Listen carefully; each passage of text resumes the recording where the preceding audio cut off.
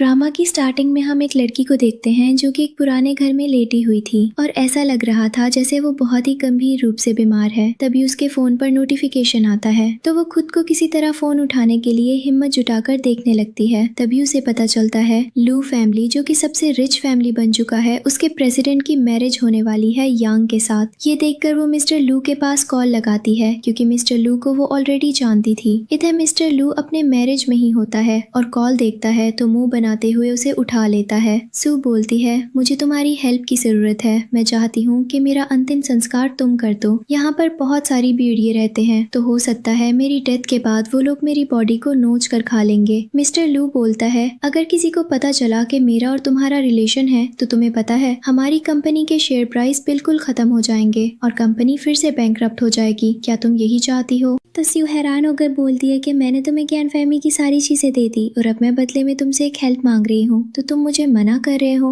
वो बोलता है, वो सारी चीजें तुमने दी नहीं है बल्कि मैं इसके लायक था क्योंकि मैं भी ज्ञान फैमिली का सन इन लॉ था और तुम्हें तो कभी ज्ञान फैमिली का इनहेरिटेंस मिलना ही नहीं चाहिए बल्कि मुझे मिलना चाहिए था। तो देखो अब वो सही लोगों के हाथ में आ चुका है। ये सुनकर स्यू को बहुत बुरा लगने लगता है कि आखिर उसने किस पर्सन को ट्रस्ट करके अपनी सारी चीजें दे दी। तभी इधर मिस्टर लू के पास पीछे से यांग की आवाज आती है, हस्बैंड। वो उसके पास आकर बोलने लगती है कि तुम तो बहुत ही लकी हो जो इस जैसी औरत जिसे काफी गंभीर बीमारी है अभी तक जिंदा है। मिस्टर लू हंसते हुए बोलने लगता है, जब इसे सब कुछ पता चल गया है तो मैं इसे एक और चीज बता देता हूँ, इसे तो कब का उस ओल्ड मैन के साथ ही मर जाना चाहिए था। और फिर वो स्यू को बताता है कि उसके ग्रैंडफादर को उसने और उसकी मॉम ने पॉइजन देकर मारा था। ये सुनकर सू काफी हैरान होती है पर वो कुछ कर नहीं पाती क्योंकि वो ऑलरेडी बीमार होती है और उसके मुंह से भी ब्लड की वॉमिटिंग होने लगती है और उसके हाथ से फोन भी छूट जाता है। धीरे धीरे उसकी आंखें बंद होने लगती हैं लेकिन वो अभी भी पछता रही होती है कि मुझे अंत में पता चल रहा है कि ग्रैंडफादर की मौत की रीजन कोई और नहीं बल्कि मैं खुद हूँ। मैंने उन लोगों को सारी चीजें दे दी जिन्होंने मेरे ग्रैंडफादर के साथ ऐसा किया था। अब मैं उनके पास ही आ रही हूँ तो शायद मैं उनसे माफी मांग सकती हूँ, लेकिन अगर मुझे फिर से चांस मिला तो मैं सभी चीजें ठीक कर सकती हूँ। और लास्ट में वो यही बात सोचते सोचते मर जाती है कि ग्रैंडफादर और अंकल प्लीज मुझे माफ कर दीजिए। इधर मिस्टर लू आवाज लगा रहा होता है क्योंकि वो देख रहा था कि आवाज आना बंद हो चुका है। तो यंग बोलती है कि शायद वो मर चुकी है। मिस्टर लू भी बोलता है, अच्छा है वो मर गई, हमें और ज्यादा मुसीबत नहीं पालनी पड़ेगी। और वो दोनों काफी जोर जोर से हंसने लगते हैं। सू के कान में उन लोगों की हंसने की आवाज अभी तक गूंज रही थी और ऐसे ही अचानक वो नींद से उठती है। वो अभी सदमे में ही थी। तभी वहाँ पर मेड आकर बोलने लगती है कि आप अभी तक यहाँ पर सो रही हैं, नीचे डिनर पार्टी में सभी आपका वेट कर रहे हैं। तो वो काफी हैरान होती है और पूछती है कि किस तरह का डिनर पार्टी। मेड बताती है कि क्या तुम भूल गई हो, सोने की वजह से याद नहीं है कि तुम्हारे ग्रैंडफादर ने तुम्हें अपना मैरिज पार्टनर चुनने के लिए और उसके साथ डांस करने के लिए प्रोग्राम रखा हुआ है। अभी बहुत लेट हो गया है तो जल्दी करो, सभी नीचे तुम्हारा वेट कर रहे हैं। क्या तुम चाहती हो कि मेरा सन भी नीचे तुम्हारा वेट करता रहे? ये सुनकर अचानक से सू को ध्यान में आता है कि उसने जो आज ड्रेस पहनी है वो काफी फेमिलियर लग रहा है और साथ में जो कुछ भी हो रहा है वो भी। इसलिए वो जल्दी से उठकर खुद को मिरर में देखते हुए सोचने लगती है कि क्या मैं फिर से रिबॉर्न होकर आई हूँ। ये तो बहुत ही अच्छा हुआ कि मैं 3 साल पीछे आ गई हूँ, यानी कि अभी भी मेरे ग्रैंडफादर बिल्कुल ठीक होंगे और अभी मेरी मैरिज मिस्टर लू से नहीं हुई होगी। शायद मैं फिर से सब चीजों को ठीक कर सकती हूँ। तभी उसका ध्यान जाता है मेड पर तो उसे काफी ज्यादा गुस्सा आता है क्योंकि मिस्टर लू ने तो खुद पास्ट लाइफ में बता दिया था कि उसने और उसकी मॉम ने मिलकर उसके ग्रैंडफादर को पॉइजन दिया था और उन्हें मार दिया था। इसलिए उसकी मॉम को देखकर उसे काफी ज्यादा गुस्सा आता है और वो उसे चिल्लाते हुए बोलती है कि तेरी हिम्मत कैसे हुई मेरे रूम में आने की, अभी के अभी बाहर निकल। मेड ये सुनकर हैरान होती है कि इसकी हिम्मत कैसे हुई मुझसे ऐसे बात करने की। वो लिटरली अभी भी यही सोच रही थी कि इस घर की मालकिन की कैसे हिम्मत हुई, बल्कि खुद को देखती कि मैं बस एक नौकर के अलावा कुछ भी नहीं हूँ। पर फिर खुद को शांत भी कर लेती है कि अगर मेरा सन आज के डिनर पार्टी में सिलेक्ट हो जाता है इस घर का सन इन लॉ बनने के लिए तो फिर उसे सारी प्रॉपर्टी और कंपनी भी मिल जाएगी। फिर मैं देखूंगी कि ये कैसे खुद की चलाती हैं। और बहुत ही प्यार से बोलने लगती है कि मैं तो बस यहाँ पर आपको बताने आई थी कि आप ज्यादा रेडी मत होइएगा। आपको पता है ना नीचे बहुत सारे पर्सन आए हैं और मेरे सन को बिल्कुल भी पसंद नहीं है कि सबकी नजर आप पर हो।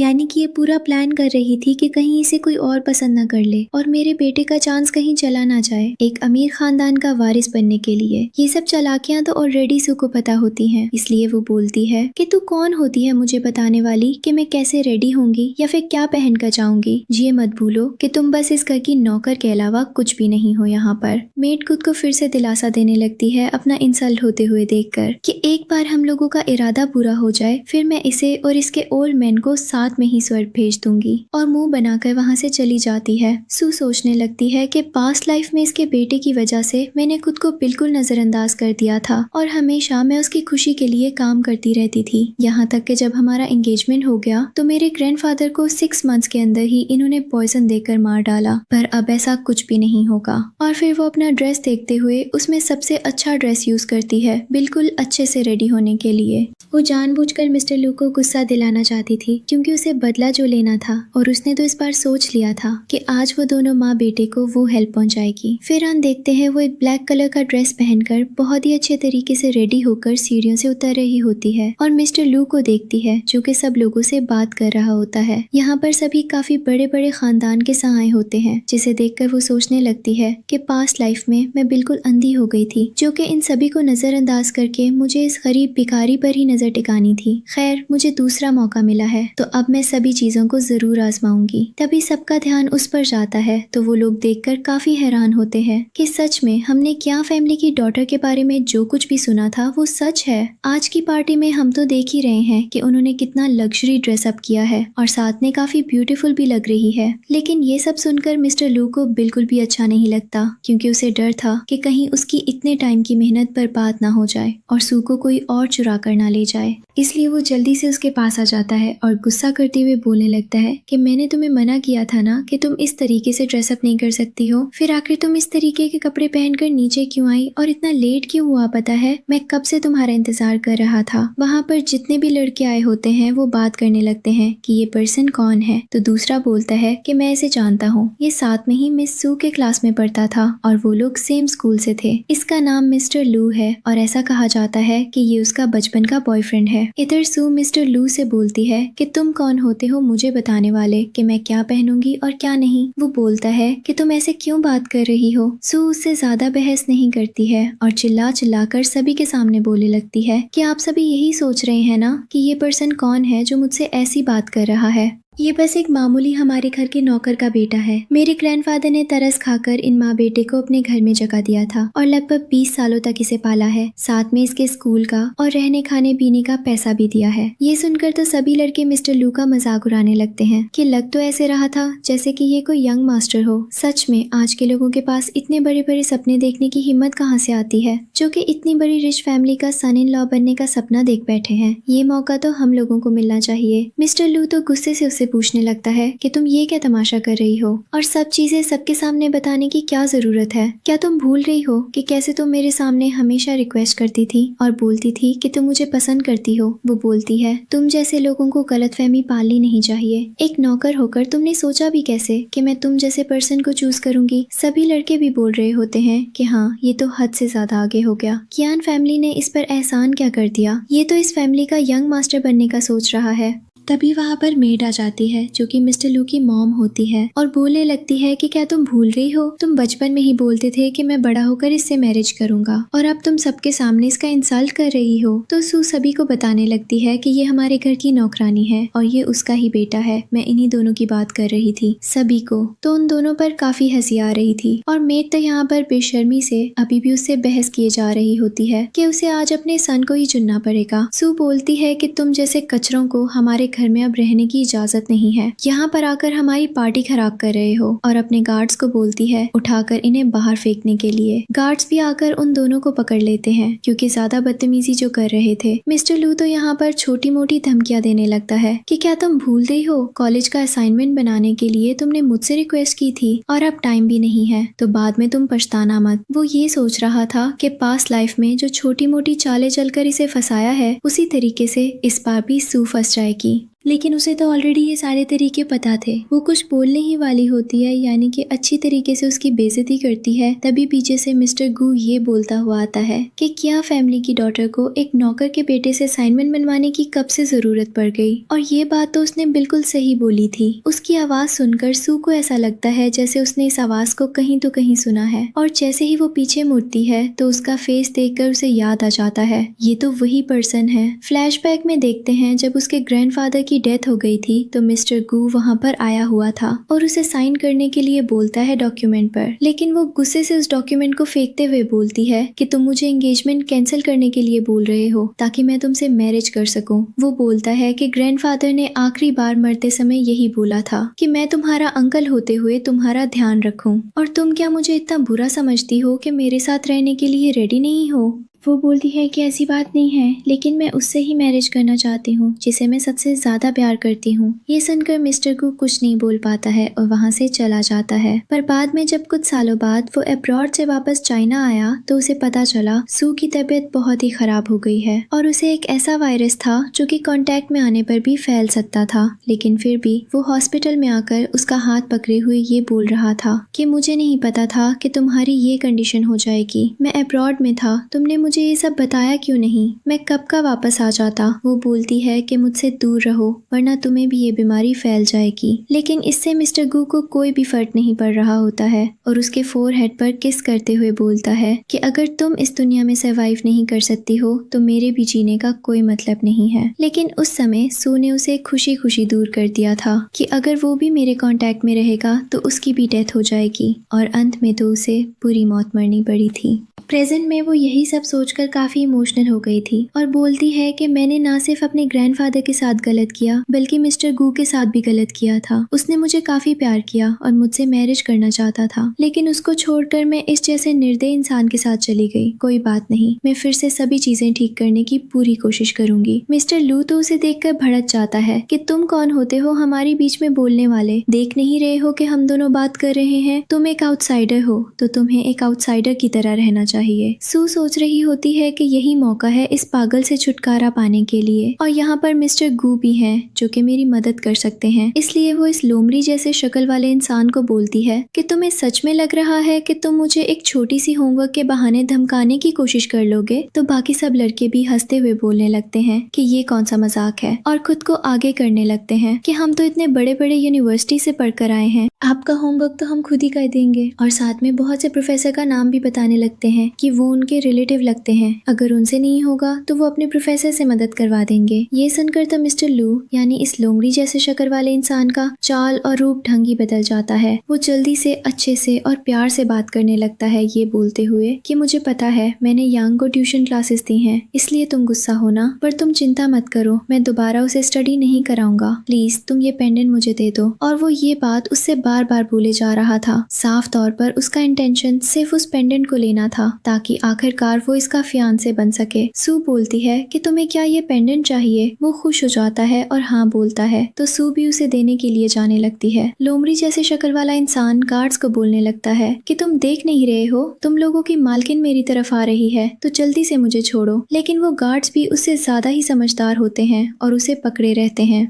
इधर जब वो जाती है तो वो अपना हाथ छुड़ा लेता है और उस पेंडेंट को लेने जाता है, पर सू दूर अपना हाथ हटा लेती है ये बोलते हुए कि तुम इसके लायक नहीं हो। इस लोमड़ी जैसे इंसान का शक्ल तो ऑलरेडी लोमड़ी जैसा था और चाल भी, और जब देखता है कि पेंडेंट उसे दूर जा रहा है तो उसका चेहरा सच में लोमड़ी जैसा देखने लायक था। सू फिर मिस्टर गू के पास आती है और बोलती है कि क्या आप मेरे फियांसे बनने में इंटरेस्टेड है, और हेल्प करने का कहकर प्यार से गाल पर किस कर लेती है। मिस्टर गू तो हैरान था कि आखिर इतना आसानी से वो उसे क्यों चूज कर रही है, पर सू उसके हाथ में वो पेंडेंट रख देती है। सभी लड़के बात करने लगते हैं कि ये पर्सन कौन से रिच फैमिली का है जो कि क्या फैमिली की डॉटर से मैरिज करने जा रहा है। सच में ये काफी लकी होगा, इसलिए तो ओल्ड मैन ने इसे चुना है। लेकिन इस लोमड़ी जैसे शक्ल वाले इंसान को काफी बुरा लगता है और वो गुस्से में बोलता है कि तुम इस पर्सन को चूज कर रही हो मुझे छोड़कर, देखो बाद में कहीं तुम्हें पछतावा ना हो। और वो वहाँ से चला जाता है। सू तो यही सोच रही होती है कि पछतावा तो मुझे पास्ट लाइफ में हुआ था, इस लाइफ में तो तुझे होने वाला है। मिस्टर कू उससे पूछने लगता है कि जब सभी ने मना किया था कि इस गरीब इंसान को पार्टी में शामिल न करने के लिए, तो फिर तुमने अपनी मनमर्जी करके उसे यहाँ पर क्यों लाया। वो जल्दी से बोलने लगती है कि मैं उसे कहाँ शामिल करना चाहती थी, ये मेड थी जिसने अपने बेटे को भी यहाँ पर शामिल कर लिया है। वो बोलता है कि झूठ बोलने की कोई भी जरूरत नहीं है, सभी को पता है कि तुम हमेशा से उससे ही मैरिज करना चाहती थी। वो भला क्या बोल पाती,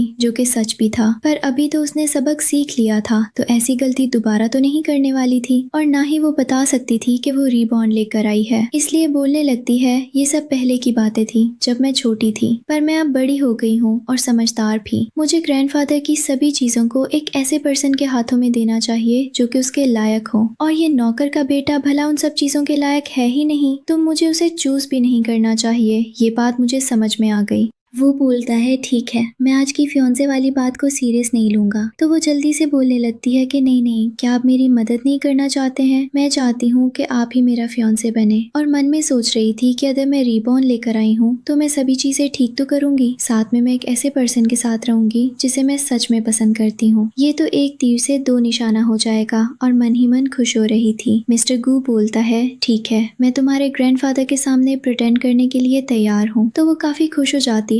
वो उसे ऐसे देखकर ऑकवर्ड होने लगता है, इसलिए जल्दी से जाने लगता है। सू उसे रोकते हुए बोलती है, डिनर तक इंतजार करने के लिए। बाद में देखते हैं जब वो डिनर करने के लिए आती है तो मेड ने खाना बनाया हुआ था और बोलती है कि मैंने सभी खाने आपकी पसंद के बनाए हुए हैं। लेकिन सू खाना देखते ही पहचान लेती है कि ये सारे खाने तो मिस्टर लू की पसंद के बने हैं, इसलिए कुछ नहीं बोलती है और आकर खाने लगती है। तो मेड फिर से उसे टोकने लगती है कि तुम पहले खाना क्यों खा रही हो, हमेशा से तो तुम मेरी बेटी का इंतजार करती थी, अभी भी तुम्हें ऐसा ही करना चाहिए। सू बोलती है, मुझे खाना खाने से मतलब है, किसी और से मुझे क्या लेना देना। नौकरानी बोलती है कि अब मेरा बेटा तुम्हारा फियांसे बन चुका है और साथ में इस घर का मालिक भी, तो तुम्हें उसको इज्जत देनी चाहिए और पहले वो खाना खाएगा, उसके बाद ही कोई खाना खाएगा। सू बोलती है कि किसने कहा कि वो मेरा फियांसे है, मैंने किसी और को अपने फियांसे के रूप में चुना है। ये सुनकर उस नौकरानी को विश्वास नहीं हो रहा होता है और साथ में काफी हैरानी भी होती है कि तुम मेरे बेटे को छोड़कर किसे चुन सकती हो। वो बोलती है कि आप फियांसे चुने से पहले ही जल्दबाजी में चली गई थी, आपको वहाँ पर रुकना चाहिए था और देखना चाहिए था कि मैंने किसे पेंडेंट दिया था। तभी वहाँ पर मिस्टर गू आ जाता है, तो वो जल्दी से मिस्टर गू को लाकर अपने पास वाली सीट पर ही बैठा देती है। इससे भी नौकरानी को प्रॉब्लम होने लगती है और बोलने लगती है कि यहाँ पर तो मेरा सन बैठता है, तुम ये सीट किसी और को कैसे दे सकती हो।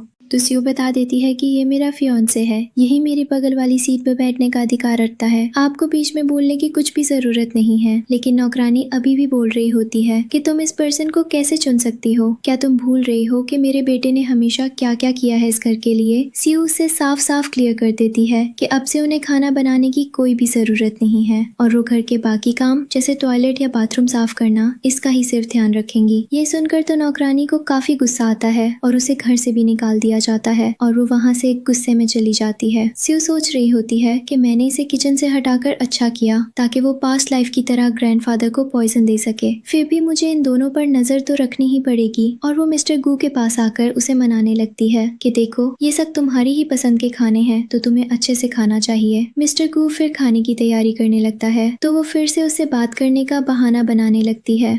तुम तो सिर्फ खाने की तरफ देख रहे हो, मेरी तरफ तो देख नहीं रहे हो, क्या मैं बदसूरत हूँ। तो वो बोलने लगता है कि नहीं। वो खुश होकर उसके क्लोज आ जाती है और बोलती है कि तुम्हारे फेस पर खाना लग गया है, तो क्या मैं इसे साफ कर दूं। और उसके क्लोज आए जा रही थी तो मिस्टर गू बोलता है कि अगर तुम इससे ज्यादा मेरे पास आई तो फिर मैं ये एंगेजमेंट कैंसिल कर दूंगा। ये सुनकर तो वो जल्दी से दूर हो जाती है और सोचने लगती है कि पहले की तरह इसे अभी भी डील करना काफी मुश्किल है, पर कोई बात नहीं, मैं इसे अपना बनाकर रहूंगी चाहे ये कितना भी मुश्किल हो। और इधर मिस्टर गू सोच रहा होता है कि पहले से तो ये काफी चेंज लग रही है, इसने कभी भी घर के लोगों से ऐसे बात नहीं किया। बाद में वो स्कूल जा रही होती है तो ड्राइवर अभी भी वहाँ पर रुका हुआ था। वो बोलती है कि क्या हुआ, तो ड्राइवर बोलता है कि हमें यंग मास्टर का इंतजार करना चाहिए, वो हमेशा आपके साथ ही स्कूल जाते हैं। सू यहाँ पर ड्राइवर को अच्छे से समझा देती है कि इसकी कोई भी जरूरत नहीं है, अब से मैं हमेशा स्कूल अकेले ही जाऊंगी। और हाँ, वो कोई यंग मास्टर नहीं है बल्कि इस घर की नौकरानी का बेटा है, तो तुम उसको नाम से बुलाना। ड्राइवर समझ जाता है और फिर वो दोनों चले जाते हैं। तभी ये लोमड़ी वहाँ पर आता है और देखता है कि कार नहीं है, तो बौखलाकर इधर उधर देखने लगता है कि आखिरकार कार कहाँ है। उसे आदत जो हो गई थी हमेशा कार से स्कूल जाने की। आखिर 20 साल से वो इस घर की सभी चीजों को यूज कर रहा था, इंक्लूडिंग सू।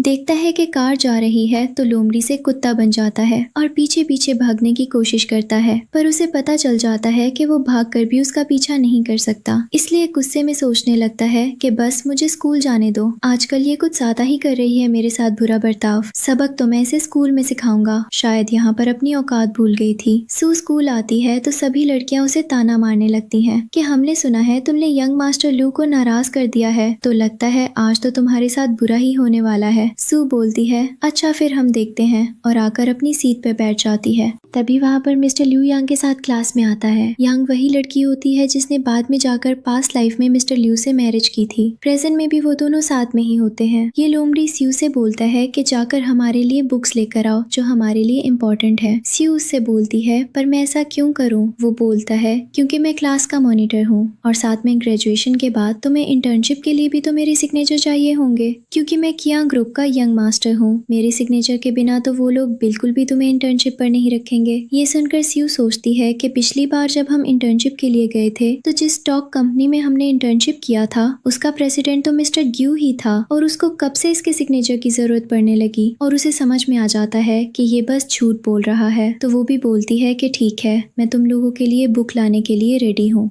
ये सुनकर तो ये लोमड़ी खुश हो जाता है और मन में सोच रहा था कि मुझे पता है तुम मुझसे नाराज हो, इसलिए मेरे साथ ऐसा बर्ताव कर रही हो, लेकिन मैंने तुम्हें सबक सिखा ही दिया। फिर वो बोलता है कि तुम्हें सबके लिए खाने का इंतजाम भी करना पड़ेगा, और सभी को बोलता है कि जिसको जिसको भी जो कुछ मंगवाना है वो इससे मंगवा सकते हैं, क्योंकि ये हमारे छोटे छोटे कामों के लिए ही बनी है। ऑफ कोर्स हम सब टॉपर्स हैं और इसकी हमेशा मदद करते हैं, तो इसे हमारी छोटी मोटी मदद तो करनी ही चाहिए। सू को भी कोई प्रॉब्लम नहीं होती है, लेकिन यहाँ पर यांग अच्छा बनने का ड्रामा शुरू कर देती है कि तुम्हें अब मिस्टर लू से माफी मांग लेनी चाहिए, वो तुम्हें माफ कर देगा। सभी बोलने लगते हैं कि तुम अभी भी इसकी परवाह क्यों कर रही हो। सू को काफी गुस्सा आ रहा था जब वो बोल रही थी, इसलिए वो गुस्से से बोलती है कि बताओ तुम्हें क्या चाहिए, पर अभी भी यांग अपना ड्रामा जारी रख रही थी। तो फिर सू को चिल्लाकर बोलना पड़ता है कि तुम बता रही हो या नहीं, या फिर मैं चली जाऊं। तो वो बोलती है कि ठीक है, मैं तुम्हें बता देती हूँ, मेरे लिए ब्रेड और साथ में कॉफी चाहिए। तो बाकी सभी भी उसे बताने लगते हैं कि उन्हें क्या क्या चाहिए। सू वहाँ से चली जाती है। बाद में जब वो वापस लौटती है तो सभी लोग उस पर गुस्सा करने लगते हैं कि इसने हमारा लंच भी छुड़वा दिया और हमारे लिए कुछ लेकर भी नहीं आई। वो बोलती है कि हाँ, क्योंकि तुम लोगों ने पेमेंट तो दिया ही नहीं, तो फिर मैं तुम लोगों के लिए ये सब लाती कहाँ से। मिस्टर लू तो ऑलरेडी गुस्से में था और उस पर चिल्लाने लगता है कि तुम्हारी वजह से यांग भूखी रह रही है, तुम्हारी हिम्मत कैसे हुई हमसे झूठ बोलने की। वो बोलती है कि तुम क्या कर लोगे।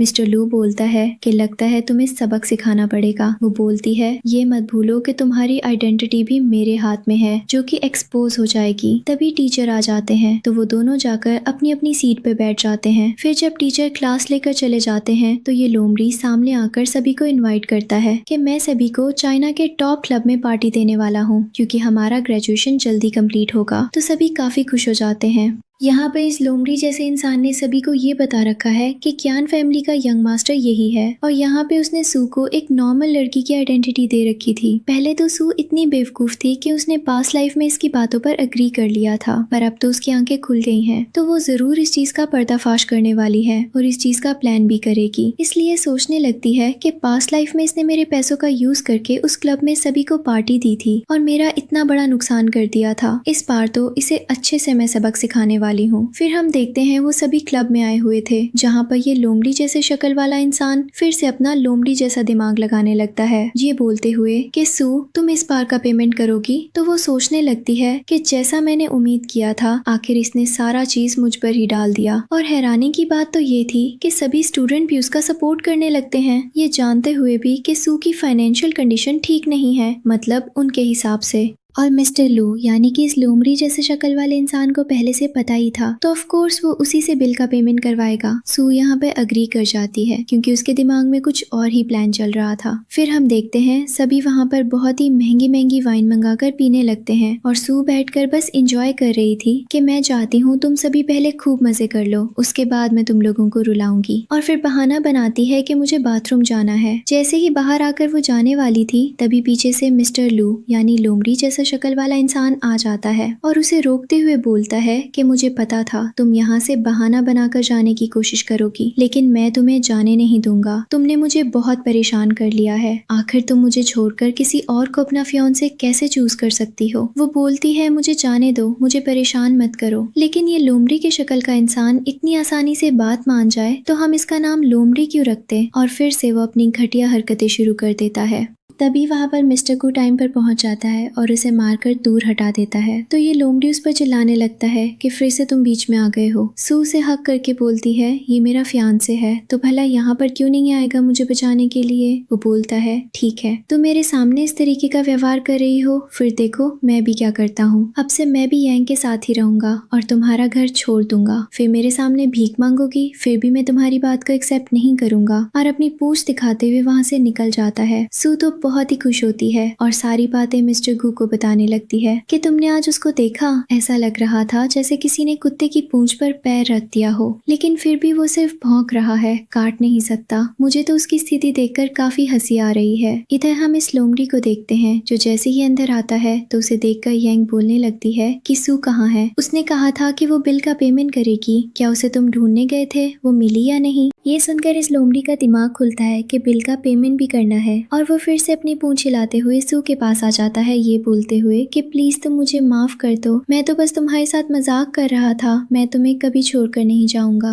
वो बोलती है कि क्यों, क्या हुआ, तुम फिर से वापस क्यों आ गए, तुम तो यांग के साथ जाने वाले थे रहने के लिए। वो बोलता है कि भला मैं तुम्हें छोड़कर कैसे जा सकता हूँ, यांग फैमिली ने मुझे पाला पोसा है, उनका कर्ज मुझे चुकाना है, मैं ये बात कभी नहीं भूलूंगा, पर प्लीज तुम अभी के लिए बिल का पेमेंट कर दो। वो बोलती है कि मैं क्यों बिल का पेमेंट करूंगी। वो बोलता है क्योंकि तुमने बोला था। वो बोलती है कि हाँ, पर मेरा मन बदल गया है। ये सुनकर वो फिर से गुस्सा करने लगता है कि तुम ऐसा मेरे साथ कैसे कर सकती हो। वो बोलती है कि मेरी मर्जी, मैं जो भी करूँ तुम मेरा क्या कर लोगे। वो बोलता है कि मैं तुम्हें देख लूंगा और फिर से वहाँ से चला जाता है। इधर ये दोनों भी अपनी कार में जाकर बैठ जाते हैं। जब ये लोमड़ी वाला इंसान जा रहा होता है तो वेटर उसे बिल का पेमेंट करने के लिए बोलता है, तो वो ड्रामा करने लगता है कि मेरा कार्ड तो घर पे ही छूट गया है, एक काम करो तुम मेरे बिल का जितना भी अमाउंट है उसे किया फैमिली के खाते में लिख दो, मैं वहाँ का यंग मास्टर हूँ, ड्राइवर से बोल के मैं तुम्हें भिजवा दूंगा। तो वो वेटर बोलता है कि ऐसा नहीं हो सकता है, हमारे क्लब का रूल है कि आपको बिल सेम टाइम पर ही पे करना पड़ेगा, हम उधार नहीं दिया करते हैं। तो वो बोलने लगता है कि तुम्हें दिख नहीं रहा है कि मैं कहाँ से बिलोंग करता हूँ, मैं बोल रहा हूँ ना कि मैं तुम्हें पैसे दे दूंगा, तो फिर यहाँ पर तमाशा करने की क्या जरूरत है, मेरा वॉलेट घर पे छूट गया है और मेरा कार्ड भी। वेटर बोलता है कि वो सब हमें नहीं पता है, आपको बिल का पेमेंट अभी ही करना पड़ेगा। तभी वहाँ पर बाकी सभी भी आ जाते हैं और बोल रहे होते हैं कि क्या हुआ है। वो बताता है कि मैं बोल रहा हूँ इन लोगों से कि मेरा कार्ड और वॉलेट घर पे छूट गया है, तो मैं बाद में पेमेंट कर दूंगा, लेकिन ये लोग तो मान ही नहीं रहे हैं। सभी बोलने लगते हैं कि हमने तो सोचा था कि वो पेमेंट करेगी, लेकिन वो सू पता नहीं कहाँ गायब हो गई। वैसे इतनी छोटी सी अमाउंट है तो तुम क्या फैमिली के यंग मास्टर होकर क्या पेमेंट नहीं कर सकते हो। वो पूछता है कि बिल कितना हुआ है। वेटर बताता है कि 1,86,000। ये सुनकर तो सभी हैरान होते हैं कि इतना ज्यादा,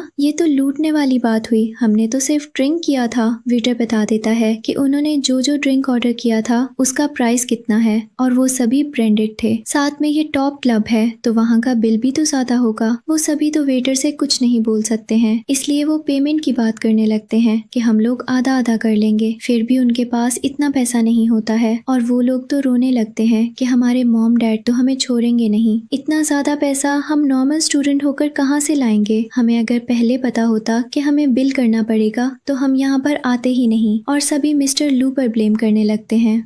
तो फिर वो अपना लोमड़ी जैसा दिमाग चलाता है और बताता है कि मेरा कार्ड किसी ने चोरी कर लिया है, ये काम किसी और का नहीं बल्कि सू का है, तो हम सभी को उसी से चलकर पूछना चाहिए।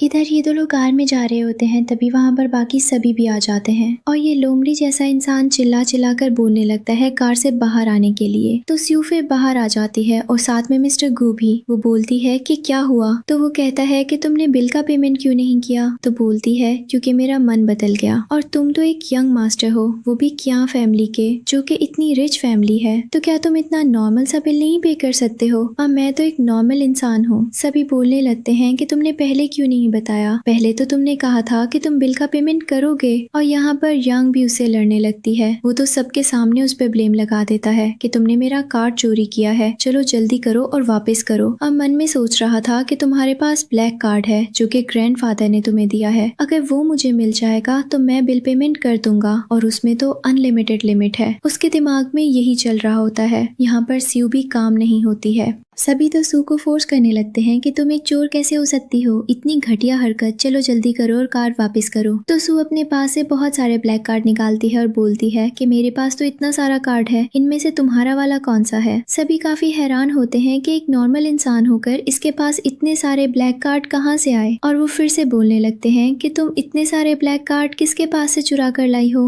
वो बोलती है कि ये सारे मेरे हैं, यहाँ मैं किसका ब्लैक कार्ड लेकर घूमती फिरूंगी। मिस्टर लू बोलता है कि जरूर ये सब मेरा है, तुमने मेरे से ही चुराया होगा। वो बोलती है ठीक है, फिर तुम इन सारे ब्लैक कार्ड की लास्ट वाली डिजिट का नंबर बताओ तो प्रूफ हो जाएगा कि इनमें से कौन सा ब्लैक कार्ड तुम्हारा है या फिर सारा। वो बोलता है कि मेरे पास तो इतने सारे कार्ड्स हैं, मैं भला उनका नंबर थोड़े ना याद रखूंगा। सू बोलती है ठीक है, कोई बात नहीं, क्यों ना हम पुलिस को ही बुला लेते हैं। तो यहाँ पर ये लोमड़ी वाला इंसान अच्छे से जानता था कि अगर पुलिस आएगी तो उसकी आइडेंटिटी एक्सपोज हो जाएगी, तो वो इस बात के लिए भी रेडी नहीं था और बोलता है कि तुम पेमेंट क्यों नहीं कर देती हो या फिर मेरा ब्लैक कार्ड लौटा दो। मतलब कि वो बोलना चाह रहा था कि तुम या तो यहाँ पेमेंट करो नहीं तो अपना कार्ड मुझे दे दो। लेकिन सू इनमें से कुछ भी नहीं करने वाली होती है और बोलती है कि भला मैं क्यों पेमेंट करूँ, तुमने सभी के लिए पार्टी रखा था तो तुम करो। यंग बोलती है तुमने इसका कार्ड चुराया है तो बदले में तुम्हें पेमेंट तो करना पड़ेगा। वो बोलती है तुम लोगों ने भी तो मुझ पर चोरी करने का इल्जाम लगाया है, रुको मैं प्रूफ कर देती हूँ। और फिर वो वेटर से बोलती है जाकर सभी कार्ड्स के ओनर का डिटेल निकालने के लिए। ये सुनकर तो इस लोमड़ी जैसे इंसान की हालत खराब हो जाती है और वो जल्दी से मना कर देता है। सभी हैरान होते हैं कि ये मना क्यों कर रहा है। तो वो जल्दी से बहाना देते हुए बोलता है कि मुझे अभी याद आया, मैं तो अपना कार्ड घर पर ही भूल कर आया हूँ, और जल्दी से उससे माफी मांगने लगता है। सोच रहा था कि फिलहाल मुझे बिल पेमेंट कराना है तो इसे माफी मांगना ही बेहतर होगा। सू बोलती है तुम सभी ने देख लिया कि मैंने कोई भी चोरी नहीं की है। वो बोलता है कि ठीक है, फिलहाल तो तुम मेरी मदद कर ही सकती हो। लेकिन सू बोलती है कि हाँ सही कहा, मैं तुम्हारे बिल का पेमेंट कर देती, लेकिन क्या है ना कि तुम किया फैमिली के यंग मास्टर और मैं एक नॉर्मल लड़की, तो भला मैं कैसे बिल पेमेंट कर सकती हूँ? तुम्हारे पास तो इतने छोटे से पैसे के लिए कोई प्रॉब्लम नहीं होगी, तुम जाकर खुद देख लो। और फिर वहाँ से चली जाती है और ये सभी कुछ नहीं कर पाते हैं। जब वो वापस आते हैं तो फिर से वेटर उनसे पैसे मांगने लगता है। मिस्टर फिर से वही बात बोलने लगता है कि मैंने कहा ना कि तुम मेरे पेमेंट को लिख लो, मैं बाद में आकर दे दूंगा। लेकिन वेटर साफ मना कर देता है कि ऐसा हो ही नहीं सकता, हमारे बॉस ने साफ तौर पर कहा है कि हमें अभी के अभी पेमेंट चाहिए, वरना तुम लोग यहाँ से जा नहीं सकते हो। तो सभी मिलकर बोलने लगते हैं कि ये क्या बात हुई, भला ये कौन सा नियम है। और वहाँ पर हंगामा करने के लिए यानी कि अपनी अकड़ दिखाने के लिए ये लोमड़ी जैसा इंसान अपना चाल दिखाने लगता है और एक ग्लास को फोड़ देता है ताकि इससे वेटर डर जाए। लेकिन वहाँ का जो मालिक होता है वो तो ऑलरेडी गैंगस्टर होता है और वेटर ये सब देखकर बोलता है कि तुम लोग यहाँ पर खुद परेशानी क्रिएट कर रहे हो, मैं अभी पुलिस को बुलाता हूँ। तो मिस्टर लू भी बोलने लगता है कि हाँ पुलिस को बुलाओ, मैं भी देखता हूँ, बोलो मेरा क्या कर लेते हैं। और बार बार यही बोल रहा था कि मैं क्या फैमिली का यंग मास्टर हूँ, मेरा कोई कुछ भी नहीं कर सकता। तभी वहाँ पर बॉस आ जाता है और बोलने लगता है कि कौन यहाँ पर मेरे क्लब में तोड़फोड़ कर रहा है, किसकी इतनी हिम्मत हुई। ये लोमड़ी जैसा इंसान की इतनी हिम्मत हो गई होती है कि एक बॉस से सामना करने की कोशिश कर रहा था और उसका नतीजा तो आप सभी को पता ही है। वो बॉस से भी बदतमीजी करने लगता है कि तुम कौन हो। वो बताता है कि ये क्लब मेरा ही है, यहाँ पर तुम तोड़फोड़ करने की कोशिश कर रहे हो। तो वो सभी बोलने लगते हैं कि इस क्लब में तुमने घटिया नियम लगाया हुआ है और इतना सारा पैसा भला हम एक स्टूडेंट होकर कैसे दे सकते हैं। तो तो बॉस बोलता है क्योंकि तुम लोग सभी मेन्यू देखकर खुद ऑर्डर किया था। अगर तुम्हें कोई भी प्रॉब्लम होता तो तुम लोग यहाँ से आराम से जा सकते थे, लेकिन तुम लोगों ने तो आराम से बैठकर सारे वाइन्स हमारी दुकान के खत्म कर दिए हैं और अब तुम लोगों को पैसे देने में मौत आ रही है। मैं बता रहा हूँ, यहाँ पर तुम लोगों को पैसा तो पे करना ही पड़ेगा। तो मिस्टर लू बोलने लगता है कि तुम हमें लूटने की कोशिश कर रहे हो, हम पुलिस को बुलाएंगे। ठीक है, कोई प्रॉब्लम नहीं है, पुलिस को बुलाओ भाई, हम भी देखते हैं कि पुलिस आखिर किसका साथ देती है, हमारा या फिर तुम्हारा, क्योंकि पैसे तो तुमने हमारे खाए हुए हैं और उल्टा तुम हमारे क्लब में ये सब तोड़ फोड़ कर रहे हो। पुलिस को तो हम लोग सीसीटीवी फोटो दिखाएंगे और उन लोगों को खुद ही फैसला करना पड़ेगा कि बोलो तुम्हें उठाकर ले जाएंगे या फिर हमें। तो यहाँ पर जल्दी से मिस्टर लू के पास एक ही ऑप्शन बचता है और वो फिर से वही बात रटने लगता है कि मैं किया फैमिली का यंग मास्टर हूँ, तुम्हें पता है ना कि उनसे पंगा लेने का क्या मतलब है। तो बॉस बोलता है कि नहीं, मुझे तो नहीं पता क्या उनसे पंगा लेने का मतलब होता है। जहाँ तक मुझे पता है उनकी सिर्फ एक ग्रैंड डॉटर है, उनका ग्रैंडसन कहाँ से आ गया ये तो मुझे भी समझ नहीं आ रहा है। और मिस्टर लू को भी पता था कि इसने कहीं ना कहीं इस पर्सन को देखा है, इसलिए इसे डर भी लग रहा था कि कहीं उसकी पोल ना खुल जाए। पर फिर भी फिलहाल तो उसके पास पैसे नहीं थे बिल पेमेंट करने के लिए, तो वो उससे लड़ता ही रहा क्योंकि दूसरा कोई ऑप्शन था ही नहीं। और वहाँ पर एक लड़की होती है, वो बोलने लगती है कि तुम गुंडे होकर हम स्टूडेंट्स को धमकाने की कोशिश कर रहे हो, तुम्हें पता है कि किया फैमिली तुम्हें छोड़ेगी नहीं, तुम उनके ग्रैंडसन को धमका रहे हो। तो बॉस बोलता है कि किया फैमिली मेरा क्या कर लेगी, इस सिटी में मेरा ही दबदबा चलता है, यहाँ पर किसी और का दबदबा नहीं चल सकता। और जहाँ तक किया फैमिली की बात है, उन्हें तो मैं काफी अच्छे तरीके से जानता हूँ, उनके ओल्ड मैन तो हमारे साथ उठते बैठते हैं, भला हमें कैसे नहीं पता चला कि उनका कोई ग्रैंडसन भी है।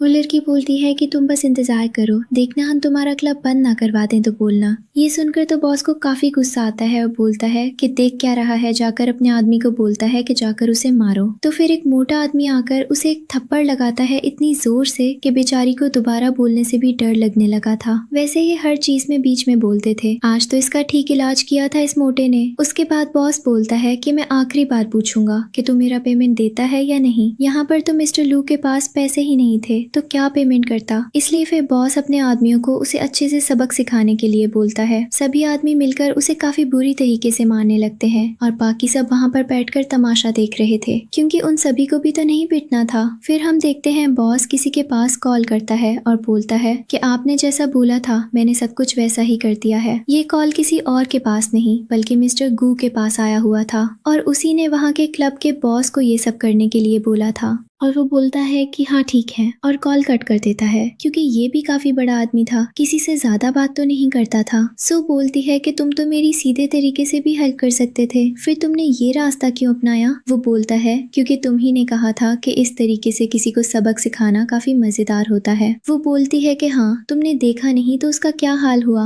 अभी तो ये शुरुआत है। फिर ये दोनों घर पहुंच जाते हैं। कार में वो देखता है कि वो सो गई है, इसलिए सोचने लगता है कि क्या ये सच में बदल गई है। तभी उसके टच करने से वो उठ जाती है तो वो बोलता है कि हम लोग पहुंच गए हैं। वो बोलती है कि बहुत जल्दी। उसकी आवाज सुनकर वो नोटिस कर लेता है कि इसने ड्रिंक किया है, इसलिए पूछता है तो वो बोलती है कि बस थोड़ी सी। वो बोलता है कि ठीक है मैं तुम्हारा सीट बेल्ट खोलने में मदद कर देता हूँ, दोबारा से तुम्हें ड्रिंक करने की कोई भी जरूरत नहीं है जब तुम उसे संभाल नहीं सकती हो। पर सू उसके गले की चेन पकड़कर उसे अपने क्लोज कर लेती है और बोलती है मुझे चाहिए। वो बोलता है कि क्या, तो वो बोलती है कि तुम आज कुछ ज्यादा हैंडसम लग रहे हो। तो वो जल्दी से दूर हटते हुए बोलता है कि इस तरीके से बकवास करने की कोई भी जरूरत नहीं है। फिर वो पूछने लगती है कि आपको किस तरीके की लड़कियां पसंद है। वो बोलता है कि तुम अचानक से ऐसा क्वेश्चन क्यों कर रही हो। वो बोलती है मैं बस जानना चाहती हूँ कि किस तरीके की लड़की है जो आपको गुस्सा नहीं दिलाएगी और आप उसे प्यार से बात करेंगे। तो उसका फेस साइड करते हुए वो बोलने लगता है कि कोई तुमसे नफरत नहीं करेगा। लेकिन वो दूर भी हो जाता है तो वो खुश होकर बोलती है सच में। मिस्टर को उसके लिप्स की ओर देखता है तो उसे किस करने का मन करता है, इसलिए वो दोनों क्लोज आने लगते हैं। तभी वहाँ पर एक कार आ जाती है और उसकी लाइट से वो दोनों जल्दी से दूर हो जाते हैं। यहाँ पर ग्रैंडफादर की कार आई हुई थी और जो बटलर था वो उनसे बोलने लगता है कि जिस तरीके से मिस्टर गू ने यंग लेडी को पकड़ा हुआ था वो कुछ ठीक नहीं लग रहा था। ग्रैंडफादर बोलते हैं कि इससे भला क्या प्रॉब्लम होगी, अब तो वो उसका फियांसे बन चुका है।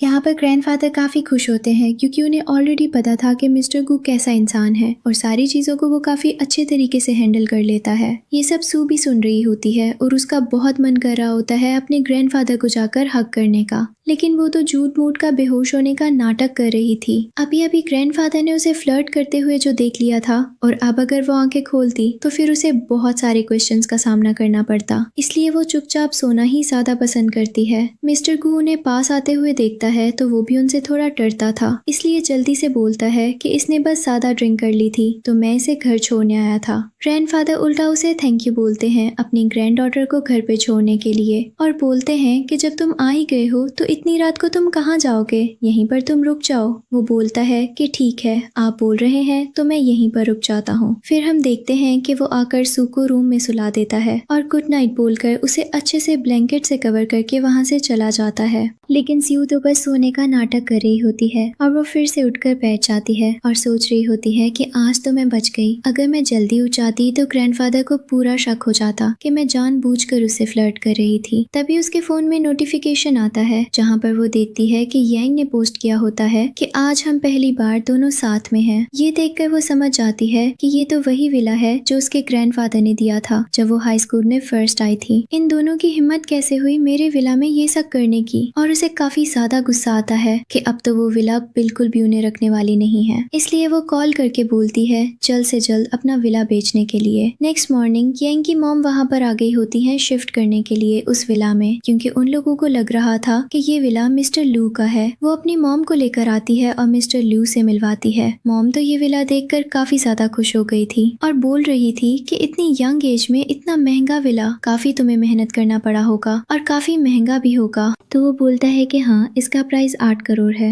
ये सुनकर तो मॉम और भी हैरान होती है। मिस्टर लू बोलता है कि आपको कुछ चिंता करने की जरूरत नहीं है, ये घर मेरा है, अब से आप यहीं पर रहिएगा। मॉम बोलती हैं कि मैं यहाँ पर अकेले कैसे रहूंगी, अभी तो इसके डैड काम कर रहे हैं, तब तक मैं रह लूंगी, लेकिन वो वापस आ जाएंगे तो मुझे जाना पड़ेगा। तो यांग बोलती है कि डैड भी रिटायर होने के बाद यहीं पर आ जाएंगे और वो तीनों एक फैमिली की तरह प्लान करने लगते हैं। इधर हम देखते हैं सू अपने फ्रेंड्स के साथ विला आई होती है। उसकी फ्रेंड बोलती है कि फाइनली तुम्हें अकल आ गया और तुम उस लोमली जैसे इंसान से बच पाई। जब मैं तुम्हें उसके बारे में सच्चाई बताने की कोशिश करती थी तो तुम हमेशा मुझसे ही उल्टा बहस करती थी। अब तो तुम्हें पता चल गया ना कि उसका ट्रू कलर क्या है। वो बोलती है कि हाँ, मैं समझ गई, तुम चिंता मत करो, इस लाइफ में तो मैं उस लोमड़ी जैसे इंसान से बिल्कुल भी मैरिज नहीं करने वाली हूँ। अच्छा हुआ जो उसका और मेरा एंगेजमेंट पहले ही टूट गया। फिलहाल तो मैं उसे इस घर से निकालने के लिए आई हूँ। तो उसकी फ्रेंड बोलती है कि हाँ, मैंने सुना है कि उसकी गर्लफ्रेंड की मॉम भी वहाँ पर आ गई है। अब हम देखते हैं कि आखिर उसका क्या हाल होने वाला है जब उन लोगों को पता चलेगा कि इसका तो घर है ही नहीं।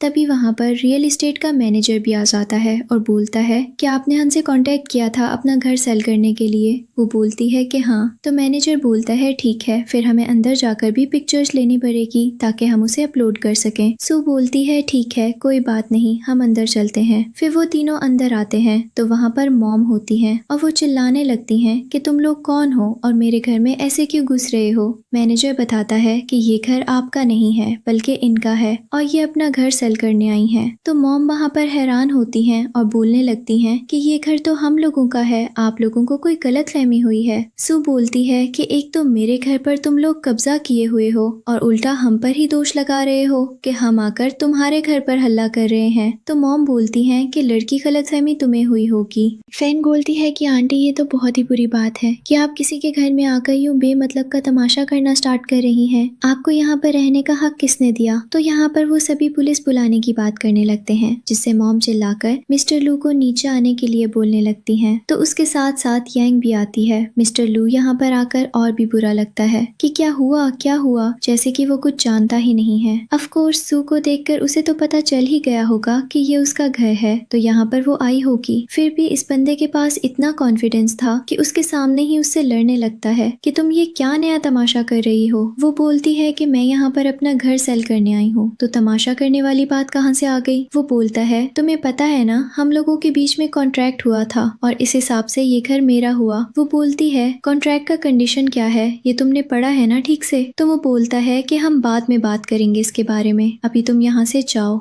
सू बोलती है मैं यहाँ पर तुम्हारा पीछा करने नहीं आई हूँ जो तुम मुझे यहाँ से जाने के लिए बोल रहे हो, मैं यहाँ पर अपना घर सेल करने आई हूँ। मॉम मिस्टर लू से बोलने लगती हैं कि यहाँ पर क्या चल रहा है, क्या सच में ये घर तुम्हारा नहीं है? तो वो जल्दी से बोलने लगता है कि इन सभी लोगों की बकवास बातों पर ध्यान मत दीजिए, ये घर मेरा ही है। मैनेजर बताता है कि ये घर ऑलरेडी इनके नाम पर रजिस्ट्री है, तो फिर ये किसी और का कैसे हो गया? ये तो सवाल ही पैदा नहीं होता। और फ्रेंड भी बोलती है कि हमारे पास भी इस घर के कागज हैं, अगर तुम लोगों को ट्रस्ट नहीं होता तो चलकर हम लोग रियल एस्टेट एजेंसी में वेरीफाई कर सकते हैं। तो वो सभी जाने की बात करते हैं, लेकिन मिस्टर लू जल्दी से मना कर देता है कि उसकी कोई भी जरूरत नहीं है और फिर से सू से बोलने लगता है कि तुम यहाँ पर तमाशा मत करो, बताओ तुम इसे सुलझाने के लिए क्या चाहती हो? वो बोलती है कि मैं बस अपना घर सेल करने आई हूँ, इसमें सुलझाने जैसी कोई बात ही नहीं है और ना ही मैं तुमसे कोई समझौता करना चाहती हूँ। वो बोलता है कि क्या तुम भूल गई हो कि ये घर तुमने मुझे दिया था?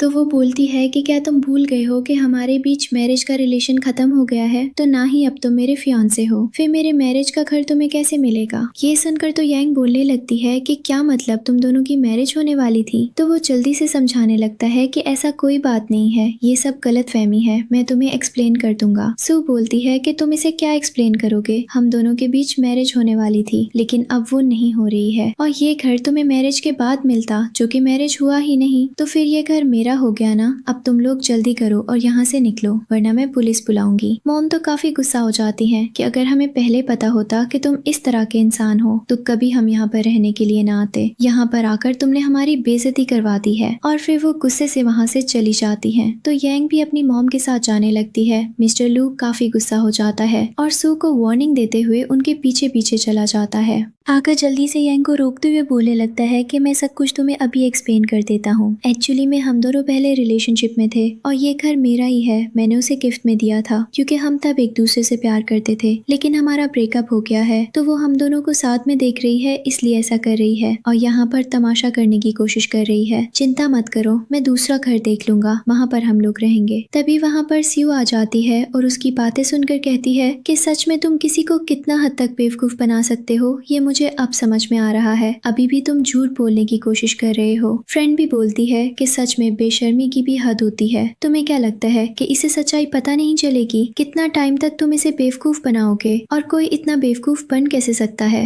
तो मिस्टर लिू फ्रेंड पर ही गुस्सा करने लगता है कि ये मेरी और मेरी गर्लफ्रेंड के बीच की बात है तो तुम क्यों बीच में पड़ रही हो? फ्रेंड बोलती है कि मैं इस घर की लॉयर हूँ और मैं ही इस घर को सेल करा रही हूँ, अगर तुम इस घर के बारे में झूठ बोलोगे तो मुझे पता नहीं चलेगा क्या? सॉफ्टवेयर पर सभी को पता है कि ये घर तुम्हारे नाम पर कभी था ही नहीं। लेकिन यांग उसका हाथ पकड़ते हुए बोलती है कि कुछ भी हो लेकिन मुझे मिस्टर लू पर पूरा ट्रस्ट है, तुम चाहे कितना भी जबरदस्ती कर लो लेकिन इसके प्यार को हासिल नहीं कर सकती हो क्योंकि ये सिर्फ मुझे प्यार करता है। सू हैरान होती है कि इस इंसान को कुछ भी फर्क नहीं पड़ने वाला है और उसे तो पता था कि ये दोनों सच में एक दूसरे से प्यार करते हैं। पिछली लाइफ में इन दोनों ने मैरिज किया था, इसलिए वो सोचती है कि नहीं, समझाने का कोई फायदा नहीं है और वहाँ से जाने लगती है। मिस्टर लू सोच रहा होता है कि देखो, जब तुम्हें पता चला कि मैं यांग के साथ यहाँ पर रहने आ गया हूँ तो तुम यहाँ पर चली आई, इसका मतलब तुम अभी भी मेरी परवाह करती हो। मैं पहले तो तुम्हारे लिए कुछ भी फील नहीं करता था लेकिन अब जब तुम मुझसे दूर जा रही हो तो मुझे काफी अच्छा लग रहा है और मैं तुम्हें अप्रोच करना चाह रहा हूँ। तुम जितना जेलस फील करोगी उतना मेरे लिए अच्छा होगा। इधर सू और उसकी फ्रेंड काफी खुश होती हैं कि उन दोनों ने कैसे मिलकर इन तीनों की बेइज्जती की है और अब इन्हें अपनी औकात तो पता चल गया होगा। धीरे धीरे करके वो सब कुछ मिस्टर लू से छीन लेगी। वो बोलती है कि अभी तो उसके पास कुछ पैसे बचे होंगे जिससे वो सर्वाइव करेगा, लेकिन आगे तो उसे मेरे सामने ही आना पड़ेगा। फ्रेंड बोलती है कि हाँ, तुमने सही कहा, चलो अब हम लोग चलते हैं। तभी सू की नजर जाती है तो वहाँ पर एक कार खड़ी हुई थी और कार के सामने कोई और नहीं बल्कि मिस्टर गू होता है। वो देखकर पहचान जाती है कि वो कोई और नहीं, उसका फियांसे है, इसलिए अपने फ्रेंड से बोलती है कि मैं तुम्हारे साथ नहीं जा पाऊंगी। फ्रेंड बोलती है कि क्या हुआ? वो बोलती है कि मेरा फियांसे मुझे लेने के लिए आया है। तो फ्रेंड देखती है और बोलती है कि यही वो पर्सन है जिसे तुमने चुना है। सू बोलती है हाँ। फ्रेंड बोलती है कि ठीक है, तुम उसके साथ ही जाओ, मैं चलती हूँ। सू फिर जल्दी से मिस्टर गू के पास आती है और बोलती है कि तुम यहाँ पर क्या कर रहे हो? क्या कोइंसिडेंस है? वैसे तुम हर बार बिल्कुल सही जगह पर कैसे आ जाते हो और तुम्हें पता कैसे चलता है कि मैं यहाँ पर हूँ? कहीं तुम मेरा पीछा तो नहीं कर रहे हो? वो बोलता है, सबसे पहले तुम बताओ कि तुम यहाँ पर आई क्यों और तुम वहीं पर क्यों रहती हो जहाँ पर मिस्टर लू रहता है? क्या तुम्हें उसे बार बार देखना इतना अच्छा लगता है जो तुम हर बार उसका पीछा करते हुए चली आती हो?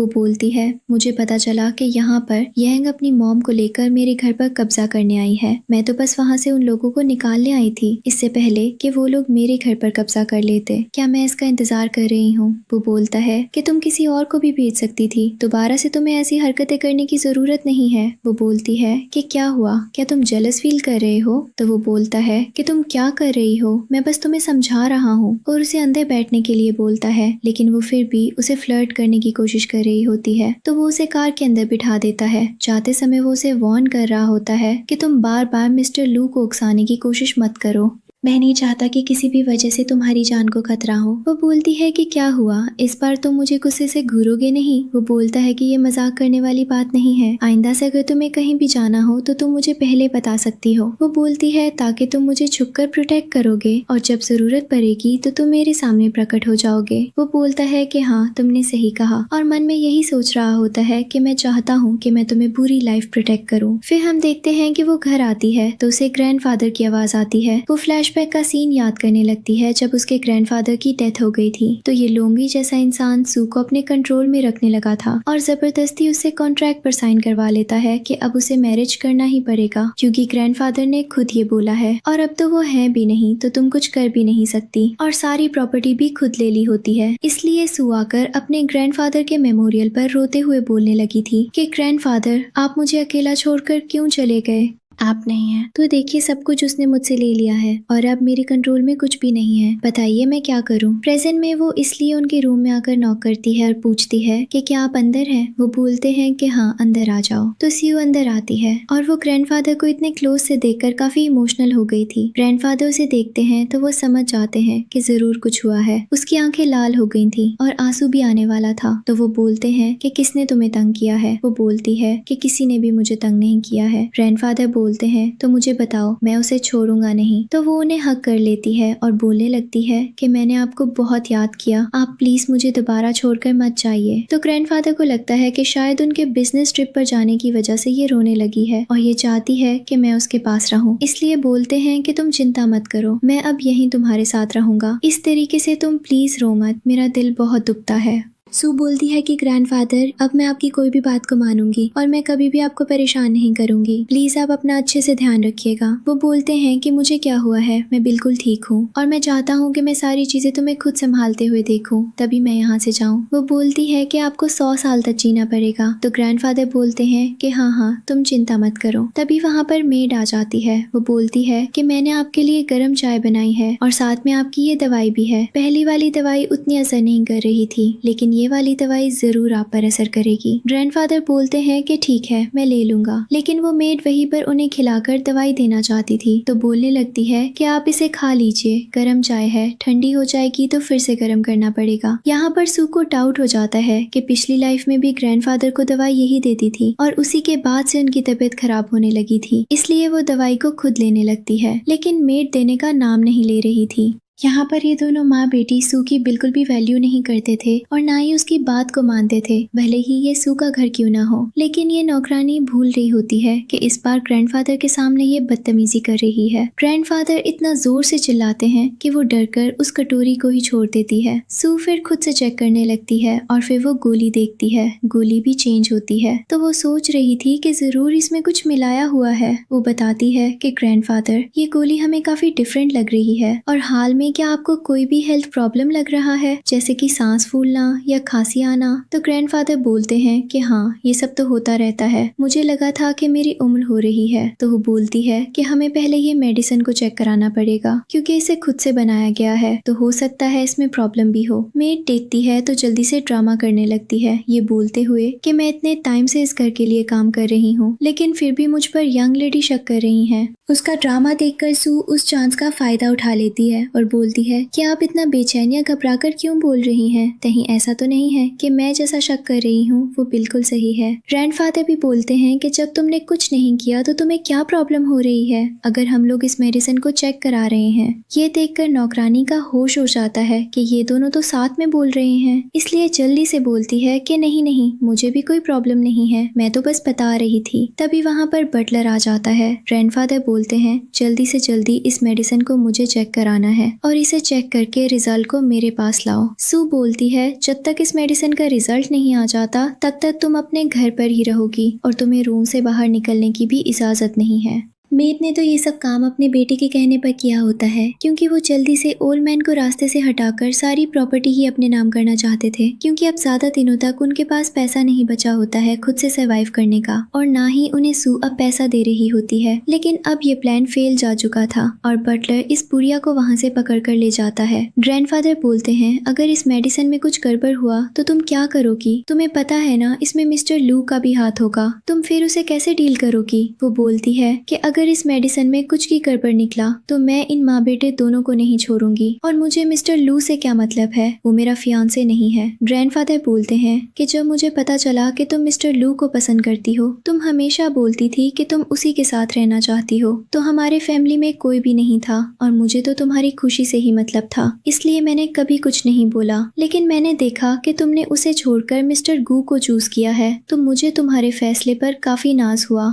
मुझे समझ में आ गया है कि अब तुम बड़ी हो चुकी हो और तुमने बिल्कुल सही फैसला किया है मिस्टर गू को अपना फियांसे के रूप में चूज करके। अब से तुम दोनों अपनी फ्यूचर के बारे में सोचो। तभी वहाँ पर मिस्टर गू आ जाता है। सू हैरान होती है कि शैतान का नाम लिया नहीं और देखो वो हाजिर हो गया। इतनी रात को वो आखिर यहाँ पर आया क्यों? और वो अपने आंसू को छुपाते हुए पूछने लगती है कि तुम यहाँ पर। वो उसे रुमाल देता है क्योंकि उसे पता था कि वो रो रही थी, तभी तो अपना फेस छुपा रही थी। वो बोलती है कि तुम्हें कैसे पता चला कि मैं रो रही हूँ, और तुम्हें तो कहा था कि तुम जा रहे हो, तो फिर तुम वापस लौट कर क्यों आ गए? ग्रैंडफादर बोलते हैं कि तुम आ गए हो तो तुम दोनों को एक दूसरे से बात करनी चाहिए, और हाँ, मैं चाहता हूँ कि बिजनेस के बारे में तुम मेरी ग्रैंड डॉटर को सिखाओ। आगे चलकर तुम दोनों को ही हमारे बिजनेस को संभालना है। और फिर वहाँ से चले जाते हैं मिस्टर गू को वहीं रुकने के लिए बोलकर। वो बोलता है तो बताओ तुम मेरा ध्यान कैसे रखने वाली हो? वो बोलती है कि तुम्हें क्या चाहिए? तो वो बोलता है कि मुझे कॉफी चाहिए।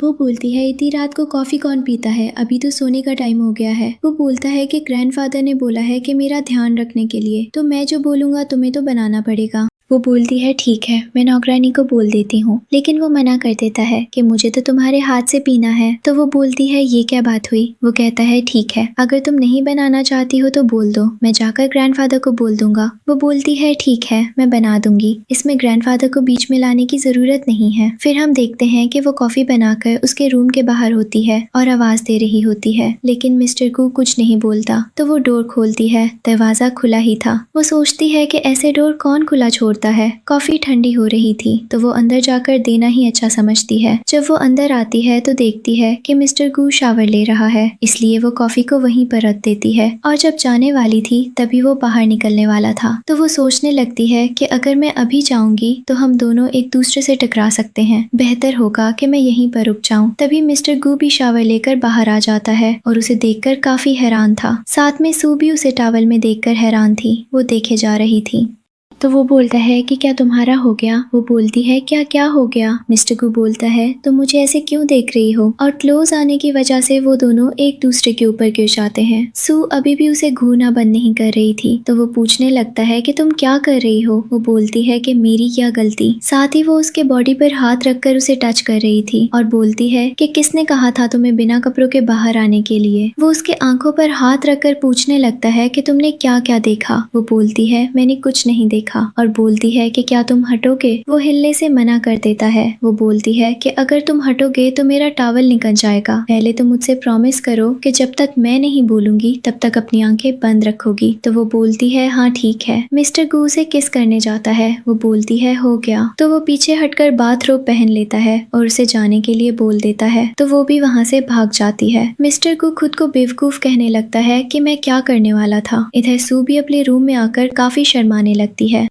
बाद में देखते हैं कि मिस्टर लू का बर्थडे पार्टी होता है और उसने वहाँ पर सभी गेस्ट को बुलाया होता है। यांग भी वहाँ पर अच्छे से रेडी होकर आई होती है। वो दोनों ऐसे ही बात कर रहे थे, तभी वहाँ पर सू आती है और मिस्टर लू से बोलने लगती है कि तुम्हें पता है मैं यहाँ पर तुम्हें क्या दिखाने आई हूँ। लेकिन उससे पहले यांग वहाँ पर आ जाती है और बोलने लगती है कि तुम मेरे बॉयफ्रेंड को फिर से मुझसे छीनने की कोशिश कर रही हो। वो बोलती है कि क्या सच में तुम्हारा बॉयफ्रेंड इतना काबिल है जो मैं उसे छीनने की कोशिश करूंगी। यांग बोलती है कि हाँ, तुम एक नॉर्मल लड़की हो और ये कियांग फैमिली का सन है। सू बोलती है लगता है तुमने इसे सच्चाई नहीं बताया। चलो कोई बात नहीं, मैं बता देती हूँ। यांग बोलती है कि मुझे ऑलरेडी पता है और मिस्टर लू ने मुझे बता दिया है। वो बोलती है कि क्या बताया है, तो यांग बोलती है यही कि ये कियांग फैमिली का अडॉप्टेड सन है, इसलिए तुम इसे नीचे समझती हो। लेकिन देखो इसने आज कितनी बड़ी पार्टी रखी है और साथ में ये महंगे महंगे सूट भी पहने।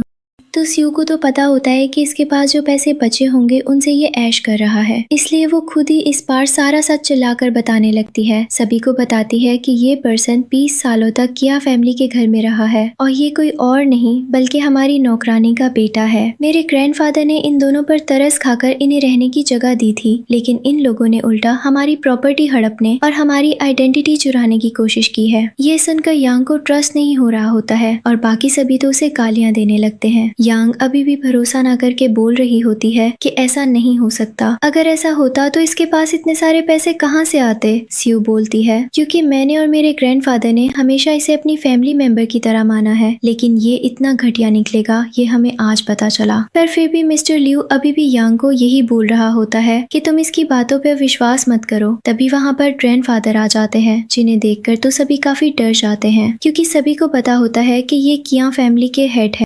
मिस्टर लू तो खुद डर के मारे हालत खराब हो जाती है। ओल्ड मैन कहाँ से आ गया? इस चालाक औरत ने मुझसे झूठ बोला और खुद ही किसी तरह इस ओल्ड मैन को यहाँ ले आई। अब तो लगता है मैं नहीं बचने वाला हूँ। ग्रैंडफादर आते ही बोलते हैं कि किसने मेरी ग्रैंड डॉटर को बुली करने की हिम्मत की है। मिस्टर लू तो जल्दी से बोलने लगता है कि ग्रैंडफादर आपको कोई गलतफहमी हो गई होगी। सू बोलती है गलतफहमी? तुम तो अभी चिल्ला चिल्ला कर बोल रहे थे कि तुम कियांग फैमिली के यंग मास्टर हो। ग्रैंडफादर सभी को बताते हैं कि ये हमारे फैमिली का यंग मास्टर नहीं बल्कि एक नौकर का बेटा है। हमारी फैमिली में रहकर हमारा खाना खाता है, कुत्ते से बढ़कर ज्यादा कुछ नहीं है, इसलिए आप सभी को इसे अच्छे से ट्रीट करने की जरूरत नहीं है। यहाँ पर ग्रैंडफादर का लेवल अलग ही था। वो हमेशा एक बात को सिर्फ एक बार ही बोलते हैं, इस लोमड़ी जैसे इंसान की तरह नहीं जो एक झूठ को 10 बार बोले। यहाँ पर सभी को क्लियर हो चुका था कि ये एक नौकर का बेटा है और खुद को यंग मास्टर दिखाने की कोशिश कर रहा। यांग भी काफी गुस्सा हो जाती है, उसे थप्पड़ मारते हुए बोलने लगती है कि मुझे नहीं पता था कि तुम इस तरह के घटिया इंसान हो और एक नौकर के बेटे हो। ग्रैंडफादर फिर फाइल देते हुए सू को बोलते हैं कि तुम्हारा शक बिल्कुल सही था, इसने और इसकी मॉम ने मुझे बहुत समय से पॉइजन देते आए हैं। ये तो मुझे आज पता चला, वरना मैं ज्यादा समय तक बच भी नहीं पाता। ये सुनकर वहाँ के सभी लोग काफी हैरान हो जाते हैं। ग्रैंडफादर बोलते हैं कि सबसे हैरान होने वाली बात तो मुझे तब पता चली जब मुझे ये पता चला कि ये भी इसमें शामिल है। लेकिन मिस्टर लू अभी भी इस बात को मानने से इनकार कर रहा होता है कि ये मेरी मॉम का काम है, मैंने कुछ नहीं किया है। जिस पर सू तो पूरा प्लान बनाकर आई होती है और वो उसका पूरा रिकॉर्ड दिखा देती है कि तुम्हारे अकाउंट से इतनी ज्यादा पैसे गायब हुए हैं, ये सब तुमने मेडिसिन खरीदने के लिए दिए हुए हैं। तुम्हें क्या लगता है हम लोग इतने पागल हैं जो बिना प्रूफ के तुम पर इल्जाम लगाएंगे? यहाँ पर वो कुछ नहीं बोल पाता है। गार्ड्स उसे पकड़ कर ले जाते हैं पुलिस के हवाले करने के लिए।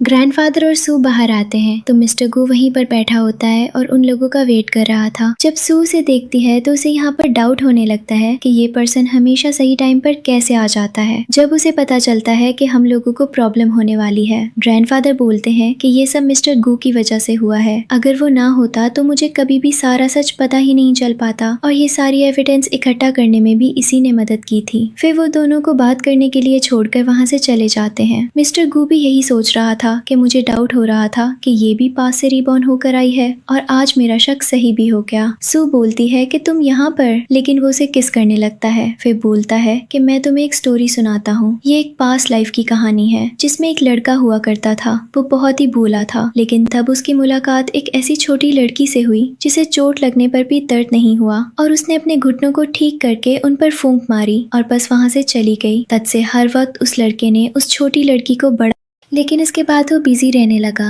और एक दिन उसे पता चला कि उसके प्यारे ग्रैंडफादर की डेथ हो गई है। जब वो वापस आया तो उस लड़की ने उसे अपनाने से इनकार कर दिया, तो वो फिर से लौट चला गया। उसे लगा कि वो शायद उस पर्सन के साथ खुश है जिससे वो प्यार करती है, लेकिन जब वो वापस आया तो उसे पता चला कि उस पर्सन ने उसे धोखा दिया है, यहाँ तक कि उसे गंभीर बीमारी भी हो गई है। फिर भी मैंने उस लड़की को कहा कि वो मेरे साथ चले, लेकिन उसने मुझे दूर धकेल दिया और अंत में उसकी मौत हो गई, वो भी बहुत ही दर्दनाक तरीके से। जब उस लड़के को ये बात पता चली तो उस लड़के ने उन सारे बुरे आदमियों को खत्म कर डाला जिन्होंने उसके साथ ऐसा किया था। पर लाइफ ने उस लड़के को दोबारा मौका दिया और वो फिर से रीबॉर्न होकर उसी टाइम पर आ गया जिस टाइम से वो सारी चीजें ठीक कर सकता है। और वो बताता है कि ये कोई कहानी नहीं बल्कि सच है, क्योंकि मैं रीबॉर्न होकर आया हूँ। सू बोलती है कि मैं भी रीबॉर्न होकर आई हूँ। ये सुनकर वो खुश हो जाता है और बोलता है कि मुझे लगा था कि तुम मेरी बातों पर ट्रस्ट नहीं करोगे, लेकिन हम दोनों ही साथ में रीबॉर्न होकर आए हैं और भगवान ने हमें एक मौका दिया है ताकि मैं तुम्हें बता सकूं कि मैं तुमसे प्यार करता हूं। वो भी कुछ बोलने वाली होती है, लेकिन मिस्टर गू उसे हक करके बोलने लगता है कि तुम मुझे रिप्लाई मत करो, मुझे जल्दी नहीं है। सू बोलती है कि मैं बोल रही हूँ कि चलो हम मैरिज कर लेते हैं। ये सुनकर तो वो काफी हैरान होता है और बोलता है कि क्या कहा तुमने? सू बोलती है मैंने कहा कि चलो हम मैरिज कर लेते हैं। ये सुनकर वो काफी खुश हो जाता है और उसे उठाकर घुमाने लगता है। फिर वो जल्दी से ग्रैंडफादर को कॉल करता है और उन्हें भी ये न्यूज देता है। ग्रैंडफादर तो ऊपर से ही उन्हें देख रहे थे और काफी खुश होते हैं। साथ में उनकी वेडिंग की प्रिपरेशन करने के लिए भी अपने आदमियों से बोल देते हैं और यही बोल रहे थे कि अब तुम खुश हो गई और तुम्हारा साथ देने वाला एक पर्सन मिल गया है, तो मैं अब आराम से जा सकता हूँ। इधर हम इस लोमड़ी जैसे इंसान को देखते हैं जो कि जेल में पागल हो गया होता है और बार बार यही सोच रहा था कि आखिर मैं यहाँ पर कैसे पहुँच, मेरी लाइफ तो इस तरीके से बिल्कुल भी नहीं होनी चाहिए थी। मैंने इतनी बड़ी गलती कैसे कर दी जिससे सब कुछ बर्बाद हो गया। फिर हम देखते हैं कि पुलिस वाले जब उसे मीडिया के सामने लाते हैं तो सभी लोग उससे क्वेश्चन करने लगते हैं कि जिस फैमिली ने तुम्हें 20 साल तक पाला उसे तुमने मारने की कोशिश कैसे की। ये सब वो बर्दाश्त नहीं कर पाता है और वहाँ से भागने की कोशिश करने लगता है, ये बोलते हुए कि मैं क्या फैमिली का यंग मास्टर हूँ, मुझे गिरफ्तार कैसे किया जा सकता है। यानी कि अभी तक उसे इतना सदमा नहीं लगा था, क्योंकि लोमड़ी के दिमाग में अगर एक बार कुछ फंस जाए तो वो इतनी आसानी से निकलने वाला नहीं होता। इसी पागलपन में वो एक कार के सामने आ जाता है और ब्लड की वॉमिटिंग करते हुए उसकी आखिरी सांसें चलने लगती हैं। तभी उसे सारी पास्ट लाइफ की बातें याद आ जाती हैं, जहाँ पर वो बोल रहा होता है कि मुझे तुम्हारे साथ ऐसा नहीं करना चाहिए था, इसलिए भगवान ने मुझे ये सजा दी है, और उसकी डेथ हो जाती। इधर हम सू और मिस्टर गू को देखते हैं जो कि बहुत ही धूमधाम तरीके से अपनी वेडिंग अटेंड कर रहे थे और एक साथ जीने मरने की कस्में खा रहे थे। तभी वहाँ पर एक पागल औरत आ जाती है, वही जो पिछली लाइफ में काफी आराम से अपनी लाइफ बिता रही थी, लेकिन इस लाइफ में वो भी पागल हो चुकी होती है और यही बोल रही होती है कि उसकी जगह पर तो मैं होने वाली थी। उसकी मौत एक टूटी फूटी घर में हुई थी, यानी कि उसे भी सारी चीजें याद आ गई होती हैं, लेकिन गार्ड्स उसे मेंटल समझकर वहाँ से ले जाते हैं। इधर ये दोनों अपनी मैरिज कंप्लीट करने लगते हैं और एक दूसरे को रिंग पहनाकर किस करते हैं और इसी के साथ इस ड्रामा की हैप्पी एंडिंग हो जाती है।